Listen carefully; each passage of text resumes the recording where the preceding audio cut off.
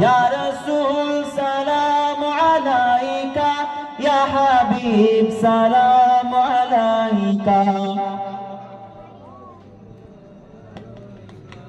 সালাম পড়তে আপনাদের অসুবিধা আছে? ওয়াহাবি হয়ে গেছি নাকি আমরা? ওয়াহাবিরা বলে নবী মরে গেছে, নবীর প্রতি সালাম পাঠিয়ে কি হবে? আপনাদের আকীদা এরকম? আকীদা এরকম না তো? সকলের আকীদা ঠিক আছে তো? আমরা মাযহাব অনুসরণ করি, আমরা তরিকাকে অবলম্বন করি, আমরা সালফে সালিহিন পীর বুজুর্গানে দ্বীনদের থেকে শিখেছি। এই মুস্তাহসান সুন্দর একটি কাজ, যে কাজ করলে আল্লাহ পাক আমাদের আমলনামায় নেকি অর্থাৎ সওয়াব দান করেন। অতএব পড়ছেন রাসূলের প্রতি একটু খুশুসিয়াতের সাথে, আন্তরিকতার সাথে, ইল্লা বিহুজুরিল কলব, অন্তর থেকে সকলে উচ্চ আওয়াজে, এই আওয়াজ যেন আল্লাহ পাকের আরশে আল্লাহ পৌঁছে যায়। সোনার মদিনাতে রাসূলে পাক শুয়ে শুয়ে আজও আমাদের জন্য কাঁদছেন। সেই হাবিবুল্লাহর উপর দরুদ পড়ছি, একটু মহব্বতে পড়ে।